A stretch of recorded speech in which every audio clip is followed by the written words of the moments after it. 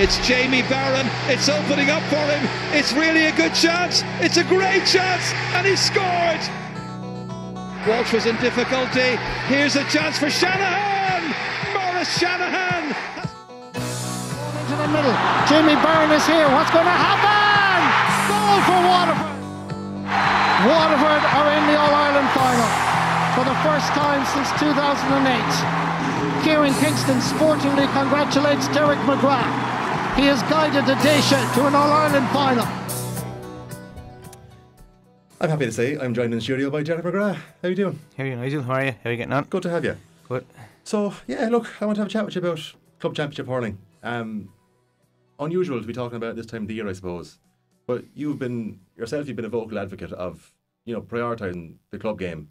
And it's great to have it this time of the year, I suppose. And there has been a fair bit of buzz around it. Can I get your reaction to having it during the summer? Yeah, well, I think everything's probably taken into context this year with the pandemic in terms of, the structures of the championship. I've been consistent advocate of, even whilst I was Waterford manager, of a split season in terms of the club having their window and the county having their window. And I felt over the years that the April club month hasn't worked in that, even if you take, I suppose, last year when Waterford got to the league final, I know my own club, De La Salle, were back training early January, waiting on 2 games in April, only got to play 1 game in April, and then they don't get to play again till August. So there's no certainty. I think, having managed at club level and played at club level, the one thing the club player looks for is certainty in terms of when their fixtures are. And often when we correlate the GAA to soccer or rugby, even talking to kind of parents that are involved with some of my own kids, lads at soccer level, they always say, well, the fixtures are there and the fixtures will be stuck to, and there's a certainty to it. And I think there's a lesson there for the GAA in terms of just having a certain certainty around the fixture list. So I've been an advocate of the split season in terms of, a county season possibly running from, mid-March to late July, even early August, and then the club season running from August into October. And, I think there's a certainty then. Fellas can plan their year. A club player mightn't have to come back pre-season training till March with the summer in mind, with August in mind, as opposed to coming back in January, playing 1 in April. And a fella can plan his holidays, and the inter-county player gets to go maybe on a break in November or January, and there's an opportunity to restore even the likes of Fitzgibbon and Sigerson to their rightful birthplaces in terms of the weekend opportunity. So I think there's, in the midst of the pandemic, in the midst of the crisis, there's been kind of an awakening in terms of what could be done. And I don't think shortening the window of inter-county to what's proposed by the GPA in terms of 23 weeks will in any way take from the inter-county game. It's actually, if you look at other models, if you look at the AFL in Australia where they have that condensed, it's actually more marketable. And now that we're seeing, and all the games are being streamed from yourselves and from everyone in the club, it gives the club player an opportunity perhaps to get a bit more exposure in terms of marketability and I suppose it gets their place in the sun. And I think a bit of innovation and creativity on the Club Players Association part in terms of, I don't see why there couldn't be a link in. Can you imagine a scenario if Waterford are in the round robin next year and they're playing Limerick at home, we'll say that Napearshig and Ballybrown and Kilmallock and Ahan and Adair could be down playing the Del Salles, the Mount Sines, the 4 miles on a given day, and maybe one of them could play before the Waterford Limerick match on that particular day, so that you have kind of festivals of hurling that weekend where the club and county are interlinked as opposed to kind of, talked about as separate entities almost. You won't have heard it now, but I had a chat with Michael Lester, basically to the same effect as what you're saying there. It's that, why don't we put him on the same schedule? And 2 hours ahead of an inter-county game, put in a club game, of big significance, and get people to watch those club games. Because, look, what you see so often and what you hear said is that, the modern day inter-county hurling, it's, by all intents and purposes, it's a professional sport played by amateurs, and they're being treated like that. Given the fair due that they have in terms of holidays, a break from play and fair treatment, and leave them play for their club and dedicate the time that they all want. Because you hear so many players who succeeded inter-county and then they finish up, it's like any regrets. Never won a club championship. That they've lost that opportunity because they've had so much of a focus being driven into the inter-county game. Yeah, and I think for years they've also carried the burden, not the burden of their club on their shoulders as well. There's a huge expectancy around their performance with their club. I know with John over the years when he'd come back from the county setup, we'd nearly kind of expect him to be kind of, and that's difficult for them as well. But I think with this gives a kind of an opportunity to kind of, they know that the break is coming almost, that November, and it needs to be policed as well. It probably needs to be kind of a central kind of controlling influence in terms of the GAA circles being able to kind of almost be an umbrella effect over the whole thing, because it happens in rugby, and I think we can learn from from the rugby model, not in terms of the professionalism now, I'm not trying to advocate that, but in terms of the organisational structures that are there in rugby and the controlling of what can be done. Even a simple thing like, I know when I was involved in Waterford, I think we had up to 15 or 16 players involved in Fitzgibbon in the first couple of years, 15 and 16.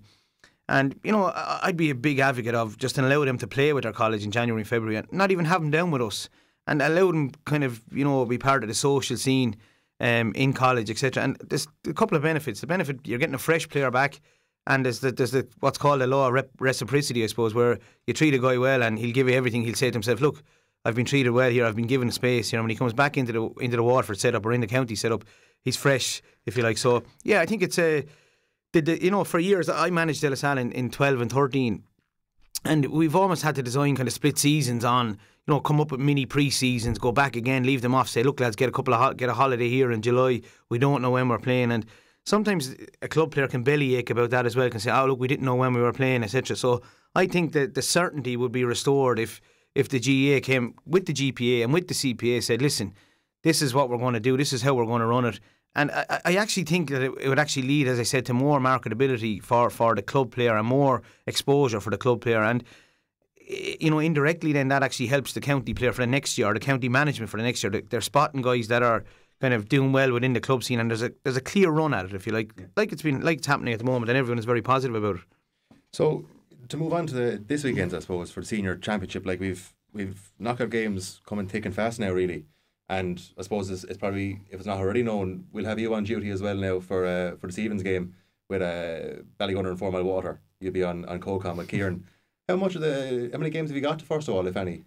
Yeah, well, I got to a couple of De La Salle games. Yeah. Naturally enough, lucky enough to come out for a ticket, albeit having been involved in the club only at very, very young age over the last couple of years. So, yeah, lucky enough to come out. I've seen the kind of couple of games that have been streamed as well, very effectively by Nematon, etc. So I've seen actually a plethora of games over the last 2 weeks, and obviously it's no different than any. The Ballygunner obviously seem to be ahead of the game, and I put ourselves in terms of De La Salle as probably the most likely team to kind of take their throne away from in terms of 7 in a row. But look, I think what's been very, very obvious is that there's been again, the context of the pandemic, there's been a real freshness in the approach of every team, you know, in terms of just going at it. I think there's been a freedom. I picked up on just, you know, we worried, I think, in advance that it was kind of a blitz-like championship, or that the championship was being run off too quickly and club players were being, you know, discounted in terms of. But my encounter up in our own club is that they actually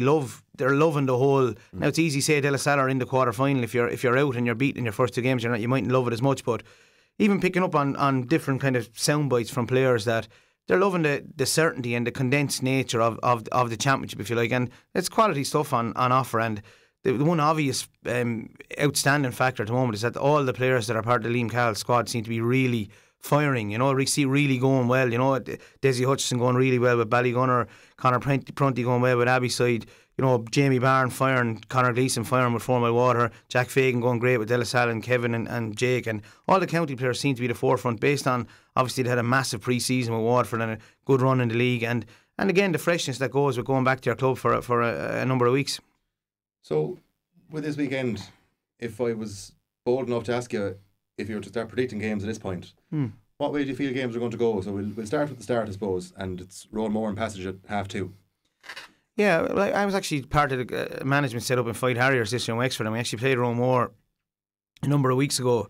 You know, and Fight Harriers now are relegation candidates in Wexford the last 2 or 3 years. We were beaten comprehensively in a quarter final last weekend, but played Rollmore, was hugely impressed by Rollmore. Rollmore have been kind of building over the last number of years, you know, building a kind of a set structure of play in terms of, you know, they're very, very hugely competitive. They love the tackle count. They're very clever with the ball. And I think what's often overlooked, they're very, very good players and a very good, you know, youthful injection over the last couple of years. You know, Sean Burke coming part of their team, Conor Ryan, Keane Wadding, you know, allied to kind of experienced players like Frank McGrath and Paul Sullivan and Gavin O'Brien, you know, Eamon Power, like some serious players. And then obviously you had the injection that Peter has obviously given him. Any team that Peter has ever been involved in are extremely well organised, well disciplined, very, very focused, and they give you everything they have, you know. And I think that's the power of Peter's motivational tools, and the irony of it is the last championship that actually Passage won in 2013, he was part and parcel, or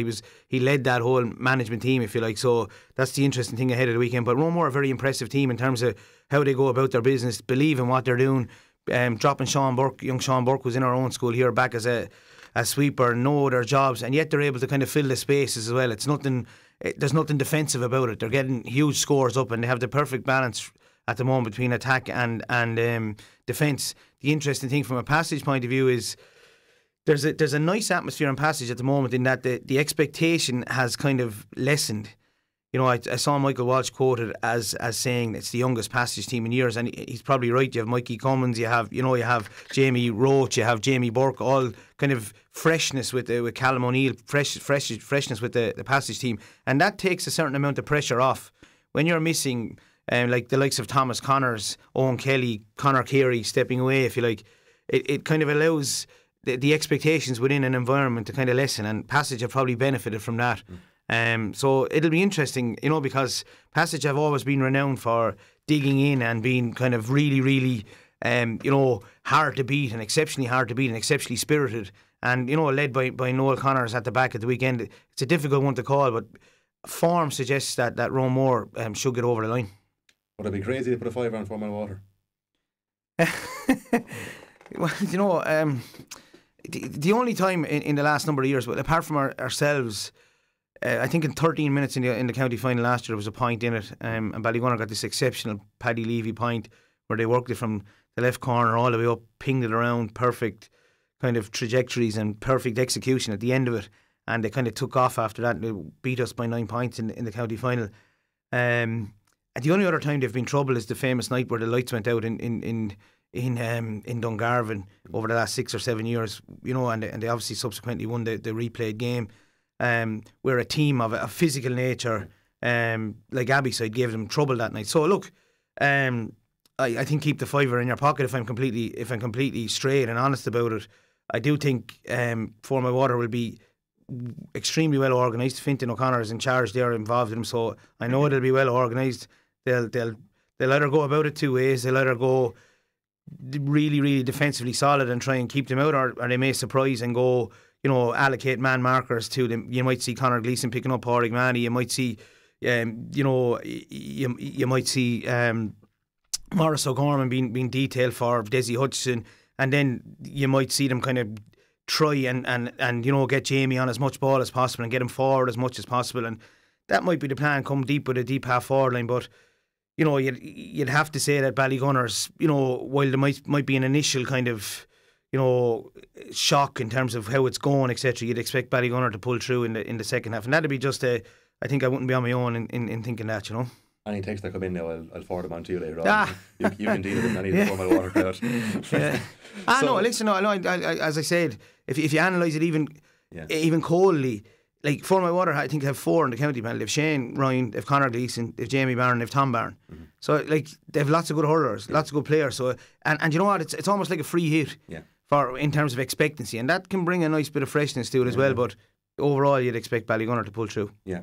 So I probably shouldn't ask you when it comes to Mount Sion De La Salle, because you'll probably only back one way, will you? But I'll ask you anyway. Yeah, I wouldn't know. I'd be kind of as straight as possible. I think that's the best route you can take when you're asked about your own club. I feel De La Salle are playing well. I think they're, as I said, and I've said it openly, I think they're if Ballygunner are to be derailed, I feel it'll be ourselves that will be able to derail them, and I think we're playing well. We've been comprehensive winners over Ballysaggart and Abbeyside. I think there's periods of the Abbeyside game where De La Salle played champagne hurling first 10 minutes of the first 6 minutes of the opening half of each opening half last weekend, if you like, and really, really good, real freshness, potent attack, a really potent attack. If you have an attack that includes Jack Fagan, Kevin Moore, and Thomas Douglas, Eddie Meany, young Ruben O'Halloran and Minor from last year, it's very hard to hold all of them. It's very hard to hold all of them, and Jake is kind of anchoring the defence there with Shane McNulty at 5 and 6, and they're very, very well organised, and they're able to do what most forwards are asked to do now. They're double jobbing, they're tracking back the field, but they're able to get forward and be very potent at the same time. So they're in a good place, like in terms of where they are. Mount Sion and De La Salle last year arguably was the game of the championship last year's semi-final. Brilliant game. Austin was obviously hugely dominant in that game and picked up an injury with 20 minutes to go. So, you know, Martin O'Neill is back from Canada, and obviously he's a force for them. And I think what's often again overlooked when we talk about you know, Ballygunner so much is that we kind of dismiss the fact that there's really good hurlers in these clubs. You know, if you look at the 2 last minor championship finals, Mount Sion were barely beaten by Ballygunner, and we spend our time kind of raving about Paddy Levy and the guys that have come through, Kevin Manny that have come through, Tyke Foley that have come through for Ballygunner. But you know, you have Porrick's own son PJ Fanning, you have Austin's younger brother Jamie Gleeson. You know, you have young Meany in the corner. You have Anthony Cowan's son Alan. These are really good players, and you know, and allied to Martin O'Neill, Martin Fish O'Neill.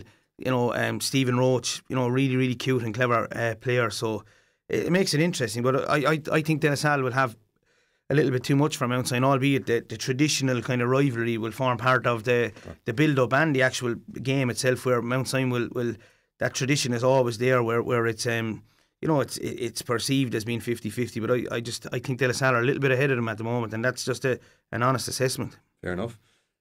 So then the last game of the weekend, Lismore and Abbeyside.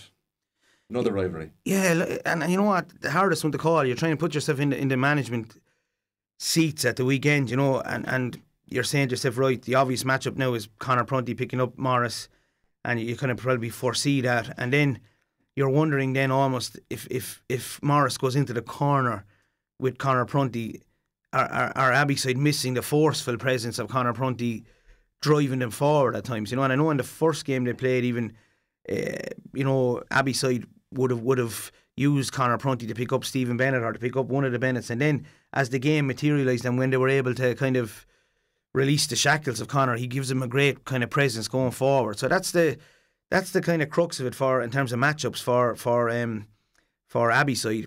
The other fault with that, I suppose, is that you look last weekend, you've Ray Barry scoring 3 goals and 2 points. You have Oisin O'Gorman coming off the bench getting 2 goals.